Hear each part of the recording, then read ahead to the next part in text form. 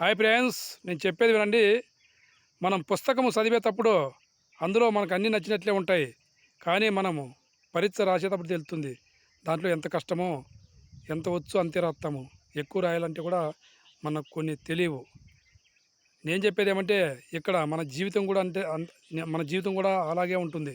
ఎందుకంటే మనకంతా బాగున్నప్పుడు, నాలుగు రాజ్యాలు మనకు నచ్చినప్పుడు, మనకు నాలుగు పక్కల మనకంతా బాగున్నప్పుడు మనం బలవంతులమే. మనకు ఏ కాల్చినా మనము అందుబాటు చేసుకుంటాము. కానీ మనకు కట్టం వచ్చినప్పుడే తెలుస్తుంది మనము ఎంత బలవంతులమో, ఎన్ని ఇబ్బందుల్లో ఉన్నామో, ఎన్ని కష్టాల్లో ఉన్నామో మన బాధలు మనకే తెలుస్తాయి. పక్కనోనికి తెలీదు. ఇది ప్రతి ఒక్కరు గుర్తుపెట్టుకోవాలా.